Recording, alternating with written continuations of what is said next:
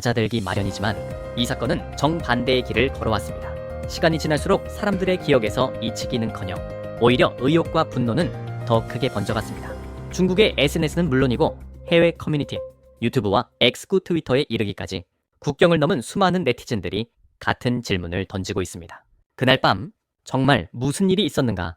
공식 발표는 분명했습니다. 사고였고 형사사건은 아니며 이미 종결되었다는 것입니다. 그러나 이 간단한 결론은 사람들을 안심시키기에는 너무 많은 공백을 남겼습니다. 설명되지 않은 부분, 공개되지 않은 자료, 그리고 지나치게 빠른 종결, 바로 그 지점에서 공권력의 발표를 신뢰하지 못한 시민들이 스스로 움직이기 시작했습니다. 이 사건은 단순한 연예 뉴스가 아니라 시민들이 자발적으로 진실을 추적하게 만든 사회적 사건으로 변해갔습니다. 사건은 11일 새벽 베이징의 양광 주거단지에서 발생했습니다. 우몽롱은 해당 단지의 고층에서 추락해 사망한 것으로 알려졌습니다. 사건 직후 경찰은 빠르게 입장을 발표했습니다. 이는 사고사이며 범죄 혐의는 없다. 따라서 형사사건으로 볼 수 없고 수사는 종료되었다는 내용이었습니다. 문제는 그 다음이었습니다. 사망 원인을 판단하는 데 핵심이 되는 부검 결과는 공개되지 않았고 어떤 경로로 추락했는지에 대한 구체적인 조사 내용도 발표되지 않았습니다. 유가족과 대중에게 제공된 정보는 극히 제한적이었고 사건은 설명 없이 서둘러 마무리되었습니다. 많은 사람들은 이 대목에서 의문을 품기 시작했습니다. 왜 이렇게 빨리 끝내야 했을까? 무엇을 설명하지 않으려는 것일까?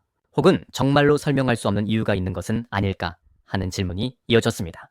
의혹은 사건 전날 밤으로 거슬러 올라갑니다. 초기 보도에 따르면 우몽롱은 사망 전날 밤 5년 6명의 친구들과 함께 파티를 했다고 알려졌습니다. 그러나 이후 보도는 곧 수정되었습니다. 실제로는 총 5명, 즉 남성 3명, 여성 1명, 그리고 우몽롱 본인이었다는 설명이 뒤따랐습니다. 하지만 여기서도 이야기는 끝나지 않았습니다. 시간이 지나며 관련 인물의 범위는 계속해서 확대되었고 결국 17명, 나아가 30명까지 거론되기에 이르렀습니다. 더 이상한 점은 이들 중 일부 인물이 우몽롱의 매니저조차 알지 못하는 사람들이었다는 주장입니다. 일정, 인간관계, 사생활까지 철저히 관리되는 연예 산업의 특성상 이는 상식적으로 납득하기 어려운 부분입니다. 이 지점에서 사람들은 단순한 사적 모임 이상의 무언가가 있었던 것은 아닌지 의심하기 시작했습니다. 사건에서 가장 큰 공백은 새벽 2시부터 6시까지의 4시간입니다. 목격자 진술에 따르면 우몽롱은 새벽 2시경 자신의 방으로 들어가 문을 잠갔다고 합니다. 그리고 새벽 6시, 그는 건물 아래에서 숨진 채 발견되었습니다. 이 4시간 동안 무엇이 있었는지는 누구도 명확히 설명하지 못하고 있습니다. 더 큰 의문은 현장 대응 과정에서 제기되었습니다. 현장에는 경찰차만 도착했고 구급차는 보이지 않았다는 증언이 이어졌습니다. 만약 생존 가능성이 조금이라도 있었다면 왜 응급구조가 우선되지 않았을까요? 일부에서는 이미 사망 사실을 전제로 움직인 것이 아니냐는 의문을 제기합니다. 이 4시간의 공백은 단순한 시간대의 문제가 아니라 사건 전체의 성격을 바꾸는 핵심 질문으로 남아 있습니다.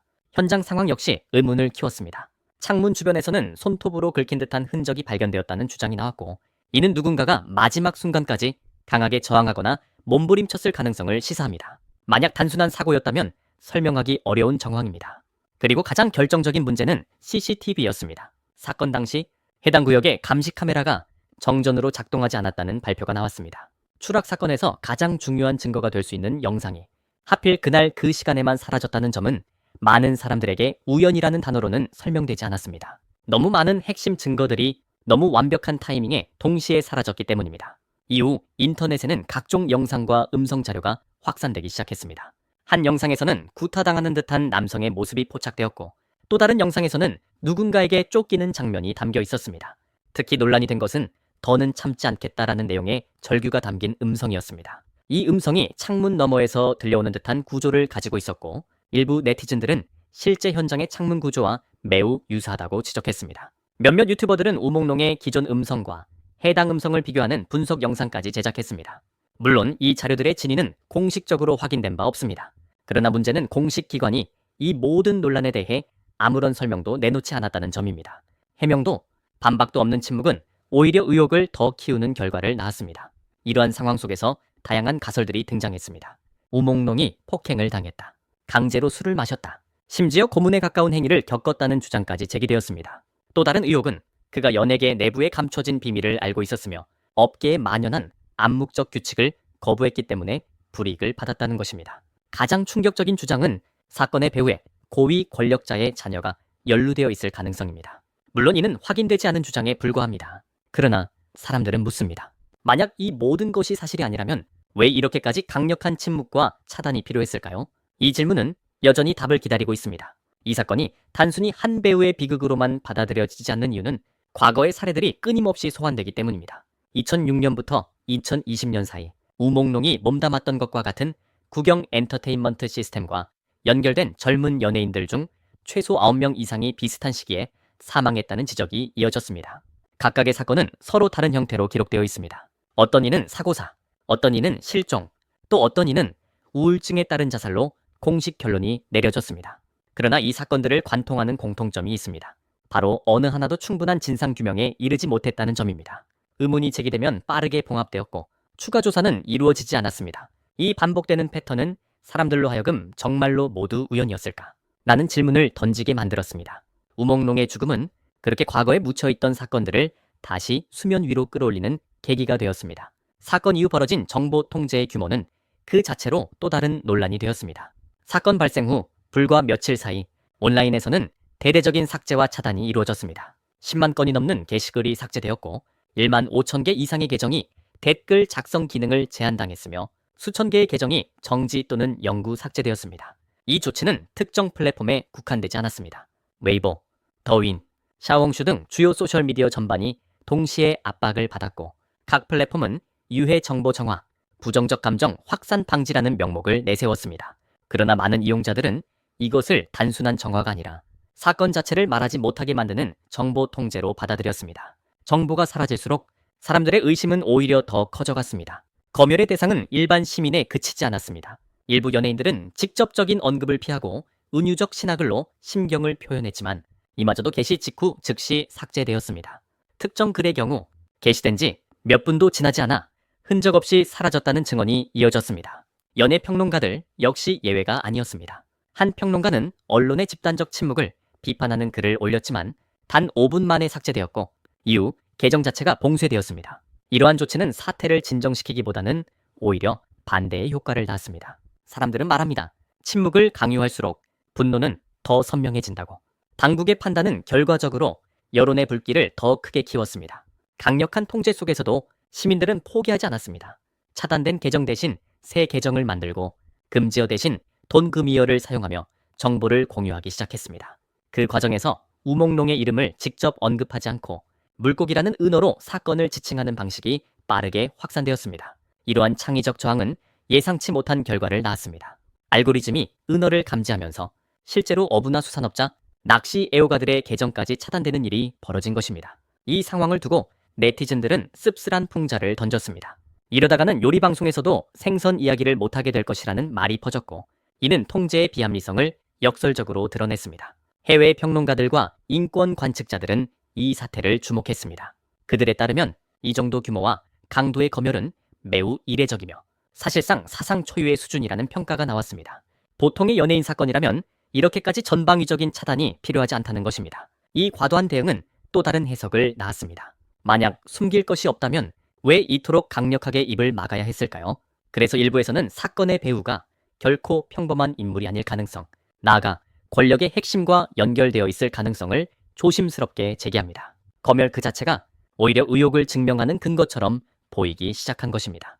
이 와중에 과거 우몽롱의 SNS 게시물이 다시 조명되었습니다. 겉으로 보기에는 일상적인 문장들이었지만 각 문장의 첫 글자만 조합하면 오늘 누군가 나를 죽이려 한다는 문장이 완성된다는 해석이 퍼졌습니다. 물론 이는 공식적으로 확인된 사실은 아니지만 많은 사람들에게 강한 인상을 남겼습니다.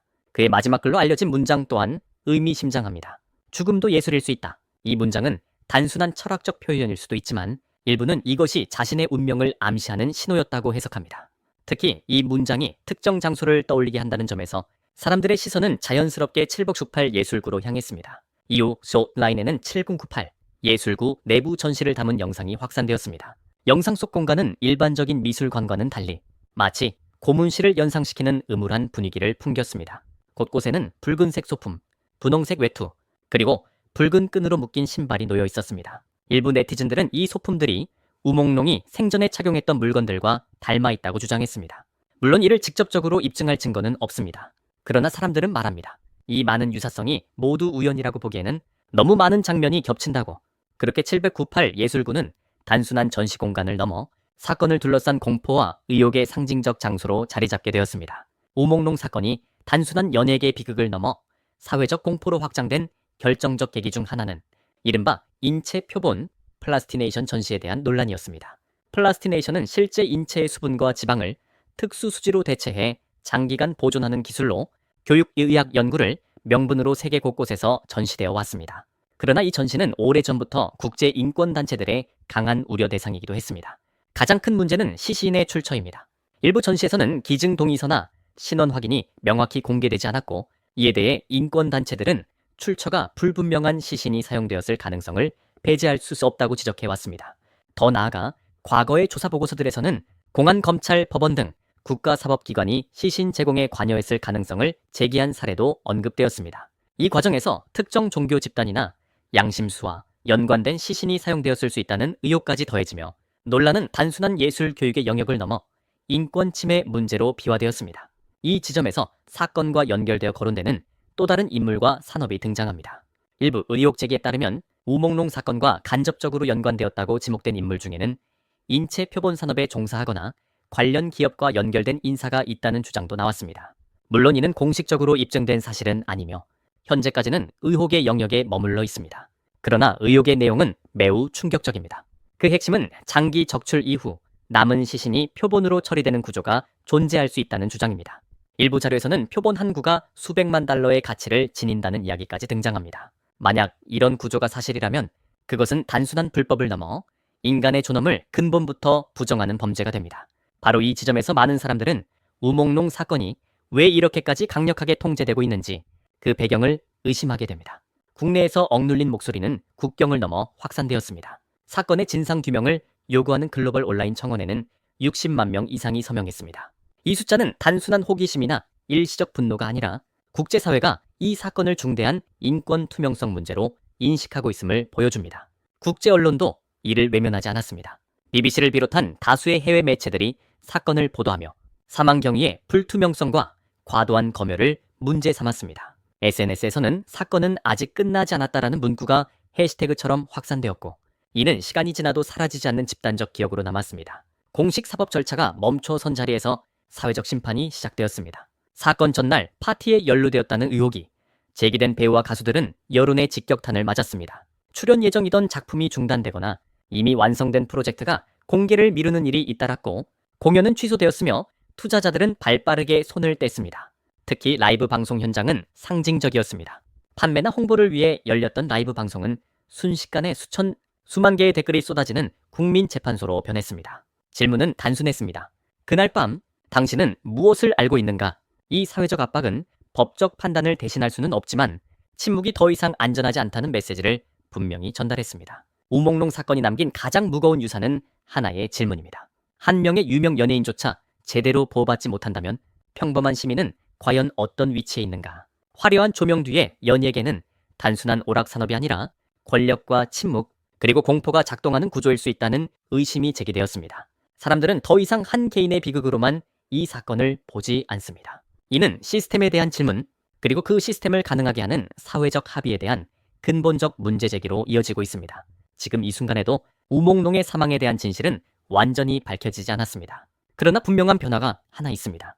사람들은 더 이상 공식 발표를 무조건 믿지 않고 더 이상 침묵하지 않습니다. 삭제와 차단, 압박 속에서도 질문은 살아남았고 의혹은 국경을 넘어 확산되었습니다. 이 사건은 결국 하나의 죽음으로 끝나지 않았습니다. 그것은 집단적 각성의 시작이었고 보이지 않던 구조를 직시하게 만든 계기였습니다. 진실이 언제, 어떤 형태로 드러날지는 알 수 없지만 한 가지는 분명합니다. 이미 깨어난 사람들을 다시 잠재우기는 어렵다는 사실입니다. 우리는 이 사건을 계속 지켜볼 것입니다. 진실은 묻힐 수는 있어도 사라지지는 않습니다. 여러분은 이 사건을 어떻게 생각하십니까? 댓글로 여러분의 의견을 남겨주세요.